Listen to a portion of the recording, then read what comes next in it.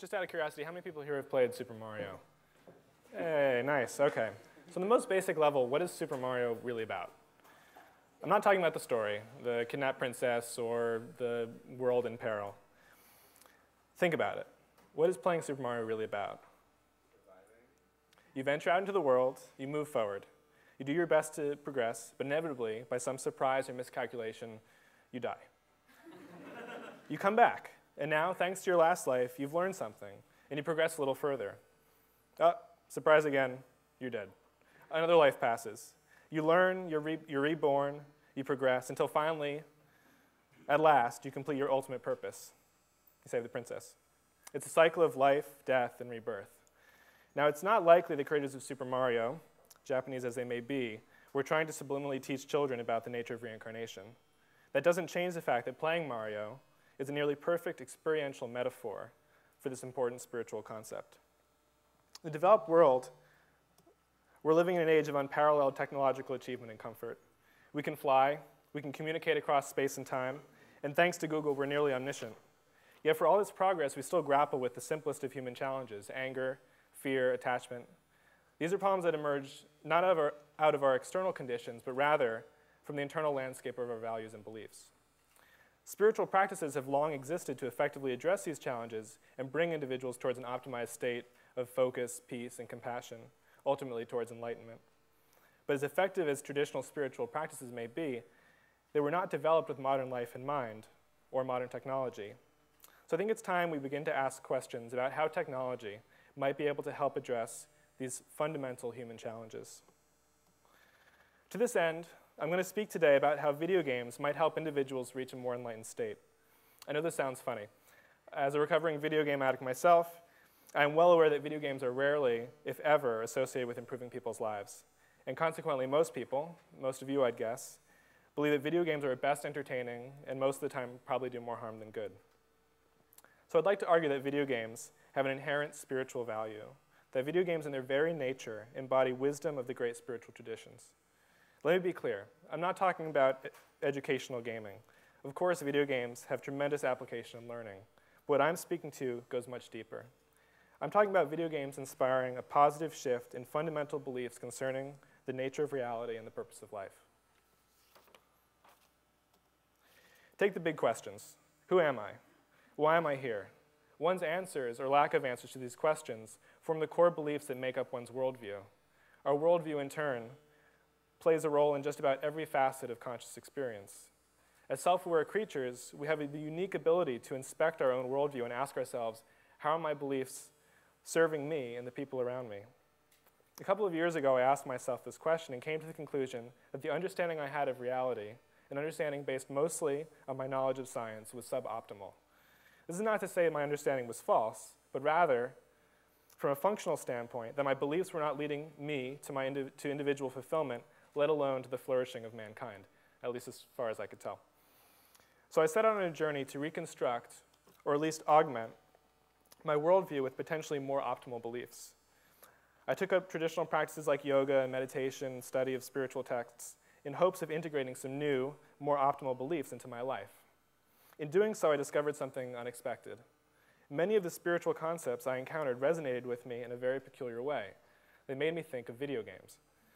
I soon realized that when I sit down to play a video game, I undergo a shift in consciousness. My beliefs about the real world shut off, and a new set of beliefs, ones learned through my countless hours spent in virtual worlds, are activated.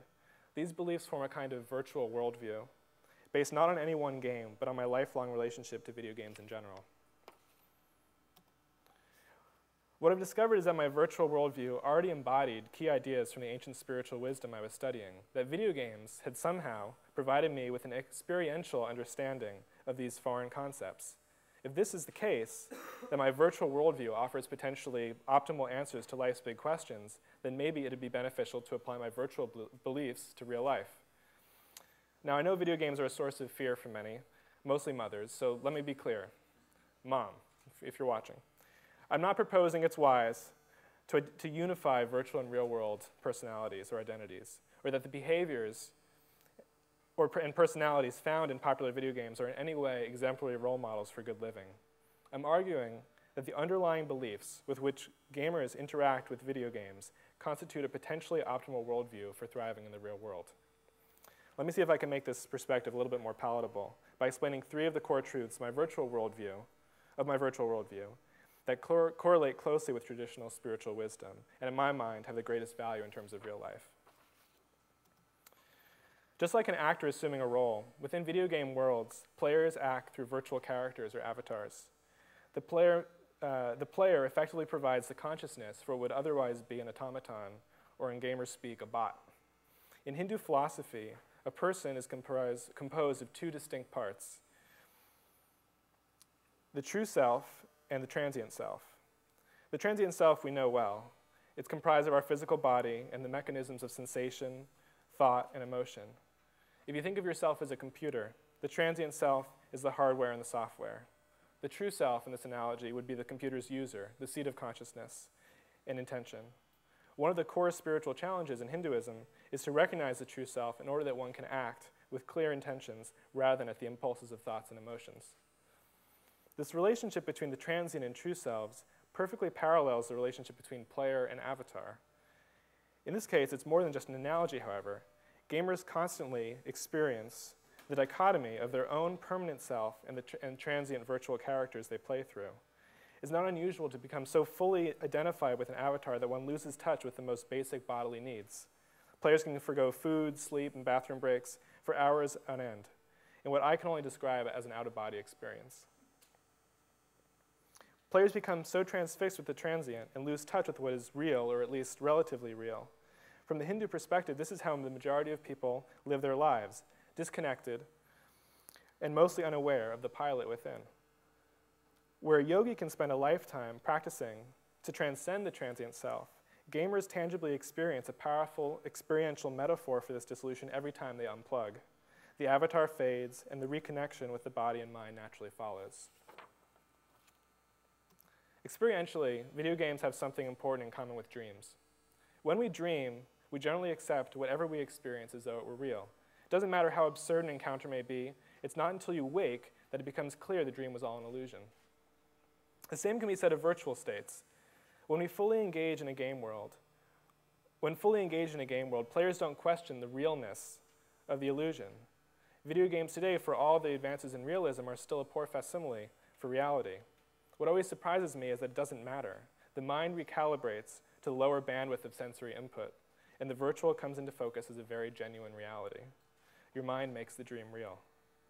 At times, the virtual actually feels more real, more colorful, rich, and emotional than everyday experience. Right now, how real does this moment feel? Could you be dreaming? How would you know the difference? In a way, you are always dreaming. Your mind is always making it real, sometimes more, sometimes less. For ages, philosophers have pondered the question of how much of an illusion or a dream our conscious experience really is. According to Hindu and Buddhist teachings, the answer is yes. The world as we experience it is a partial and fragmented version of a greater underlying reality. Independently of trying to verify this belief, we can ask, what are the benefits of conceiving of reality as we generally experience it as an illusion? From the Buddhist perspective, the benefits are plain. First, consider how many conflicts in your life, and in the world in general, are the product of cycles of overreaction. In the Buddhist model, approaching life as an illusion fosters a sense of detachment. The point is not to withdraw from the illusion, but rather to experience it as an observer with less attachment and, in turn, less overreactivity. That's all well and good, but the challenge here is getting past how intense this illusion seems and how easy it is to become attached to what feels very real. There is no simple off switch to this very persistent and consistent dream we call reality. We can think of video games, then, as a kind of dream within the dream. This is where video games provide another useful experiential metaphor. As I've said, it's easy to lose oneself in the illusion of the video game, to grow attached to the virtual world in a way that mirrors how we engage with the real world. Video games, though, unlike reality, are relatively easy to wake up from. This gives gamers the unique opportunity to observe the formation of attachment and the process by which the illusion of the virtual becomes increasingly real. There's also a unique opportunity for game designers to manipulate the player's sense of reality. This was famously done in a series of action games titled Metal Gear Solid. In one of the games, your commander famously tells you in a moment of crisis, turn off the game console. It's not clear if he's speaking to you as the player or to the character in the game, or if somehow you've become the same person. To this day, the memory of this experience has stayed with me and likely changed the way I look at reality. So, why exactly do people play video games? If you're a gamer of any kind, and yes, I'm talking to you Facebook farmers, you should ask yourself this question: why do I play?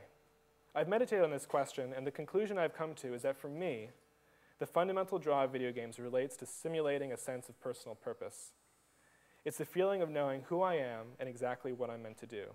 This feeling arises from a simple, but not necessarily obvious, rule about most video games. All aspects of the virtual universe are designed to function in harmony with the right action of the player, that is, whatever the designer intends the player to do. So take Super Mario again, for example. The intended action for the player is to move Mario from left to right by running and jumping. Everything in the world around Mario is built with this task in mind and provides complementary challenges and opportunities to catalyze right action. Subjectively, it feels a bit like everything in the virtual universe is pushing you towards your job as the player. This idea of correct action is embodied in the Hindu concept of svadharma, which translates roughly as personal duty.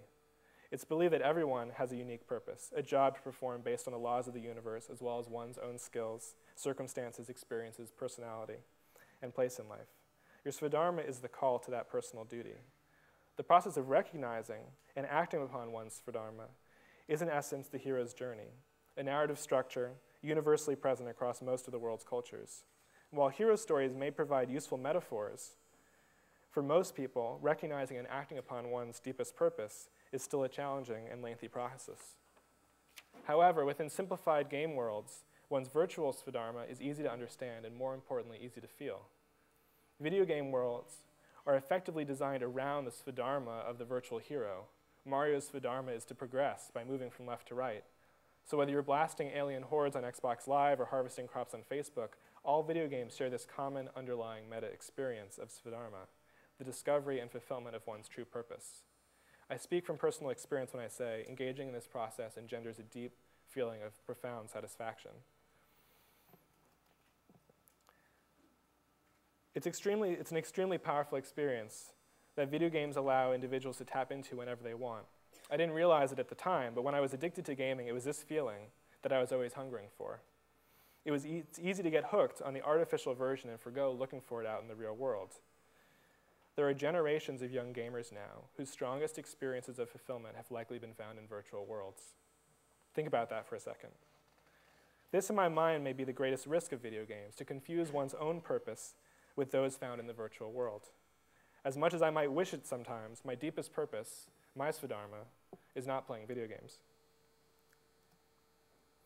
So what video games offer us here, and I think this is significant, is the ability to taste what it feels like to recognize and fulfill a deep personal purpose. These experiences augment the virtual worldview, and in turn, players approach virtual worlds with the belief that there is a purpose and a satisfaction to be discovered. It's very possible to go through real life unaware that this feeling even exists, even if one is told things like follow your bliss or do what you love. It's hard to know what to look for unless you've already experienced it. Individuals who have recognized this feeling through video games are arguably better equipped to discover their deepest purpose in the real world. Okay, so I imagine some of you might be wondering why, if all I've said is true, are gamers not spontaneously becoming more enlightened? Where are all the enlightened gamers?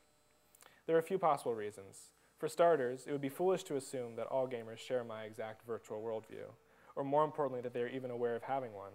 It's not until one actively questions their beliefs and experiences that the kind of insights I've shared begin to surface. Moreover, even if one is aware of these concepts, spiritual growth generally requires intention and some kind of practice to reinforce the key beliefs and understanding. Personally, I've only just begun to experiment with video game-based practices to integrate the positive aspects of my virtual worldview. Using video games in this way is obviously uncharted territory for both players and game designers.